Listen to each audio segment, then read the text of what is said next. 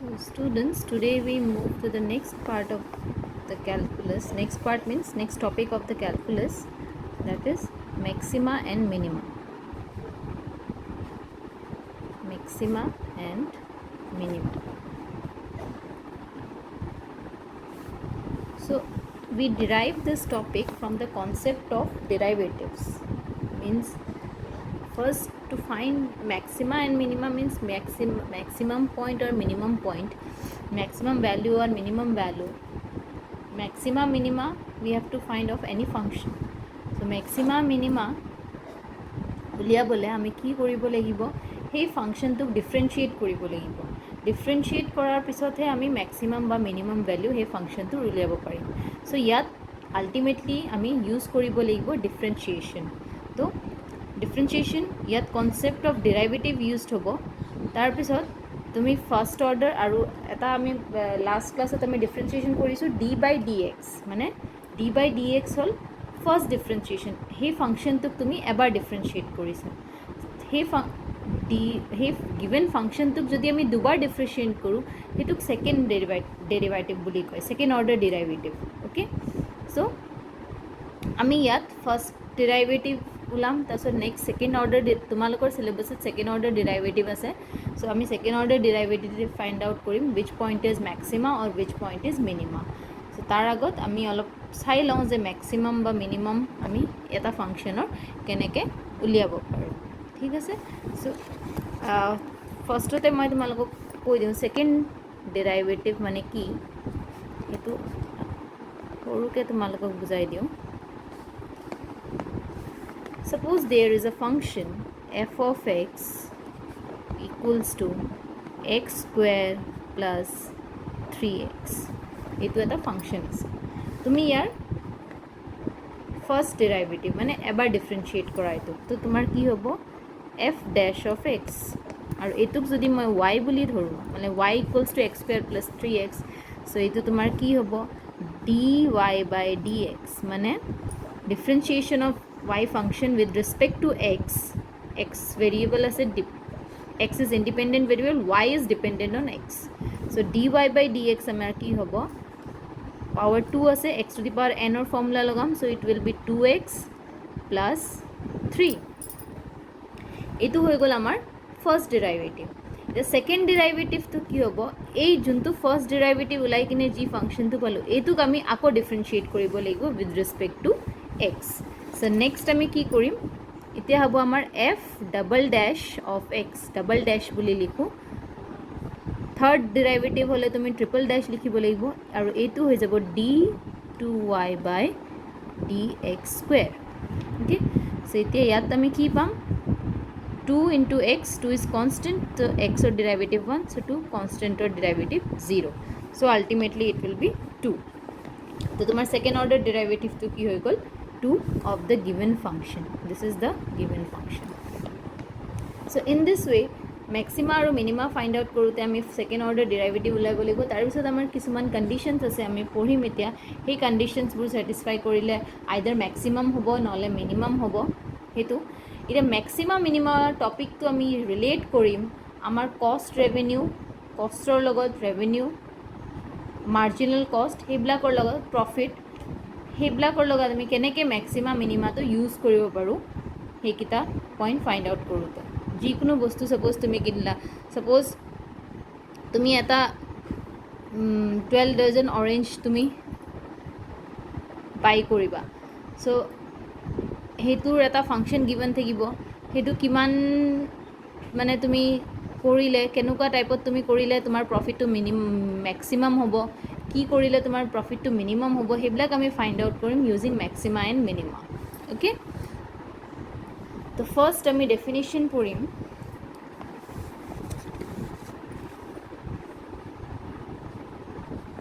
Let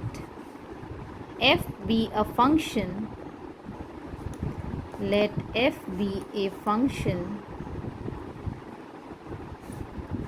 defined on an interval, মানে ফাংচনটো এটা ইণ্টাৰভেলত ডিফাইণ্ড আছে, এটা ইণ্টাৰভেল মানে এটা লিমিটৰ ভিতৰত, যে মানে ইমানৰ পৰা ইমানৰ ভিতৰতহে ফাংচনটো ডিফাইন কৰিব পাৰে, সেই ইণ্টাৰভেলটো আমি ধৰিলোঁ আই বুলি। then first condition, f is said to have a maximum value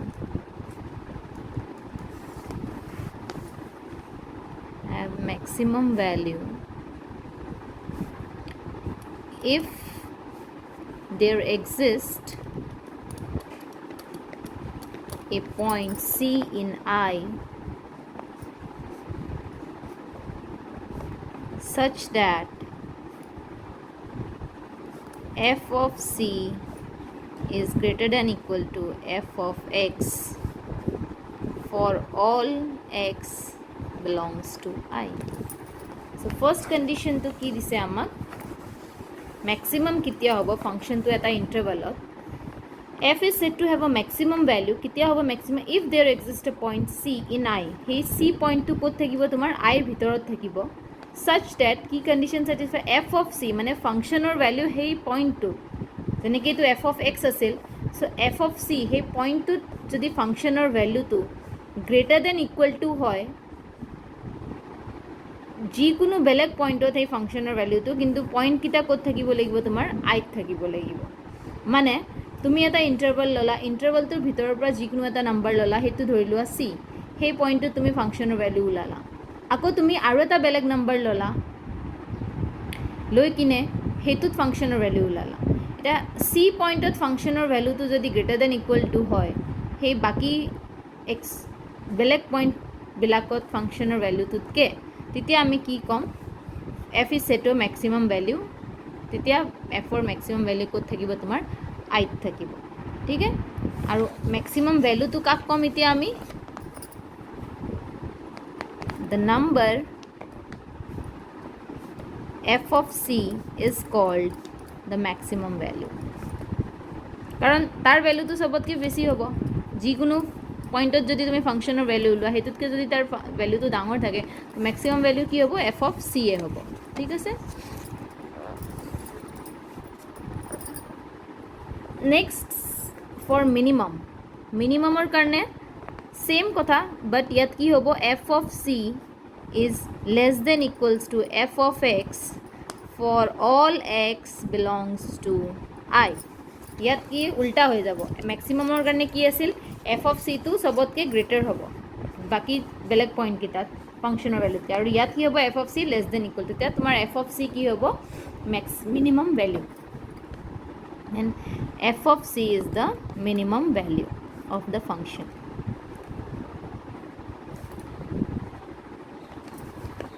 all এই দুটা condition next f is said to have an extreme value কম যে ফাংশনৰ এটা extreme value আছে I যদি তাত maximum value f of c যদি maximumও হয় minimumও হয় তেতিয়া যদি ইয়াত তোমাৰ f of c maximum হলে সবতকে ডাঙৰ হলে এইটো maximum সবতকে সৰু হলে সব ভ্যালু বিলাক সবতকে সৰু হলে minimum যদি কি হয় f of c is either a maximum or a minimum value তেতিয়া আমি c to কি কম extreme value বুলি f of c to কি কম আমি extreme value বুলি ঠিক আছে so this is the how we get the maximum and minimum value for a given function ঠিক আছে আমাক যিকোনো এটা ফাংশন দিয়াই থাকিলে আমি ম্যাক্সিমাম আৰু মিনিমাম ভ্যালু কেনেকৈ পাওঁ এটো হয় এই ডেফিনেশনটো ইউজ কৰি কিনে next we will study local maxima and local minima the local maxima আৰু local minima কি হয় এটাতো আমি ফাংশনৰ ম্যাক্সিমাম আৰু মিনিমাম ভ্যালু পাৰলো তাৰ পিছত এটা লোকাল ম্যাক্সিমা আৰু লোকাল মিনিমা কি হয় তা সিম্পল ওয়ার্ডছত ক'ব গ'লে মানে যিটো পইণ্টত ম্যাক্সিমাম বা মিনিমাম ভ্যালু পাইছা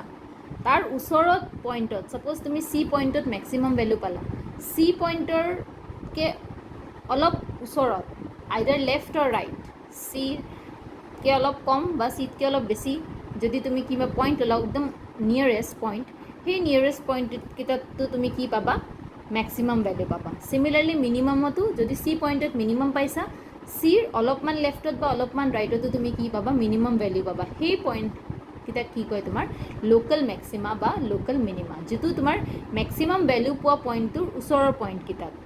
মেক্সিমাম আৰু মিনিমাম যদি পোৱা সেইকিটা তোমাৰ কি কয় লোকেল মেক্সিমা বা লোকেল মিনিমা সো ইয়াত আমি এটা গ্ৰাফ ড্ৰ কৰি কিনে তোমালোকক মই বুজাই আছো suppose এইটো আমাৰ গ্ৰাফ আছে this is x axis this is y this is origin this is y dash this is x dash suppose আমাৰ গ্ৰাফটো এনেকুৱা ups and downs আছে আমাৰ গ্ৰাফত okay so this is our graph এতিয়া এইকিটা আমাৰ particular point A B C D এটা A লৈকে ইয়াৰ পৰা A লৈকে আহোঁতে আমাৰ ডিক্ৰিজ কৰিছে তললৈকে আহিছে গ্ৰাফটো মানে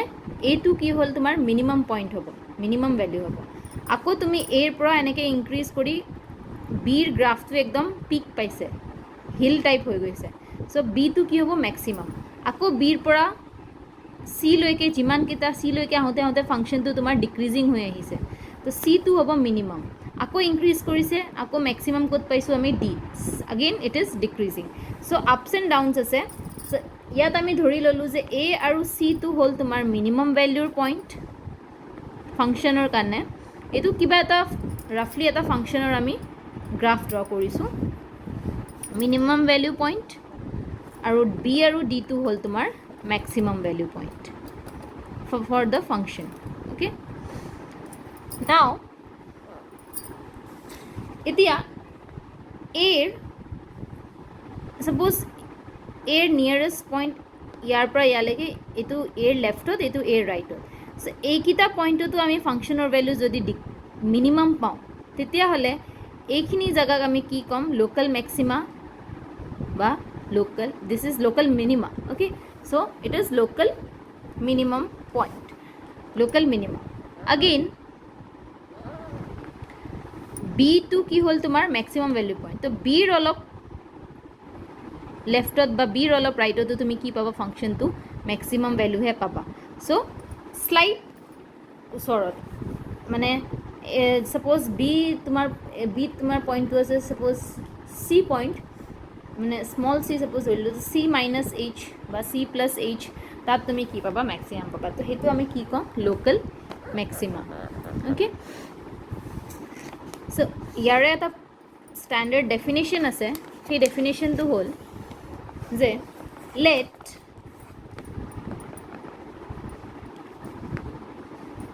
f be a real valued function let f be a real valued function and let c be an interior point c be an interior point in the domain of f domain ko domain ame porisilu so in the domain of f okay then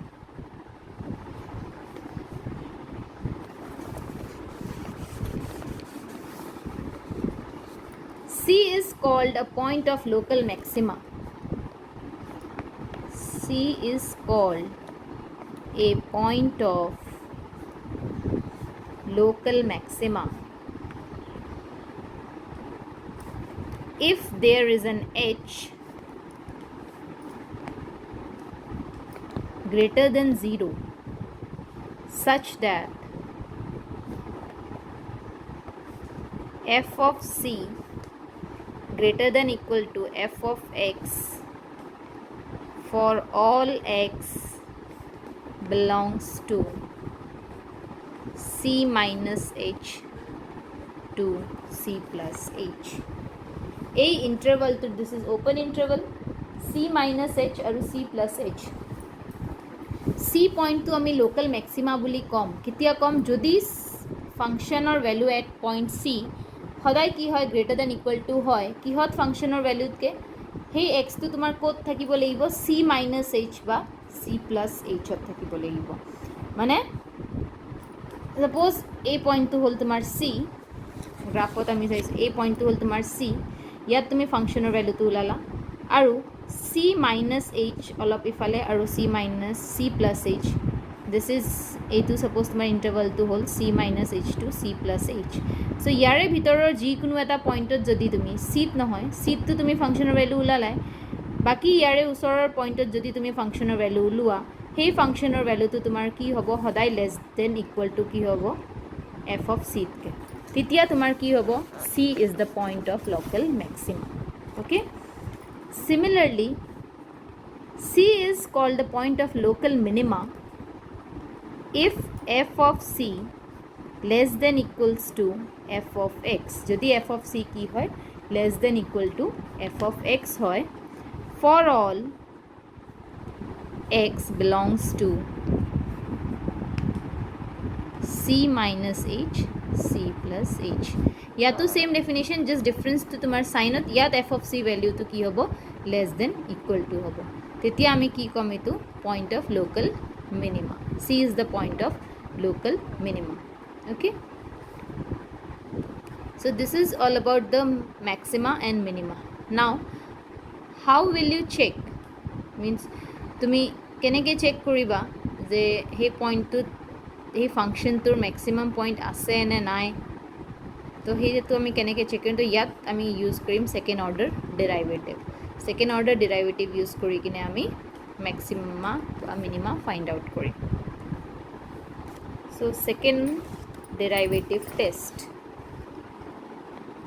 is called second derivative test so before doing second derivative test one thing you have to keep in mind যে ফাংশনটো দুবাৰ ডিফাৰেন্সিয়েট হ'ব লাগিব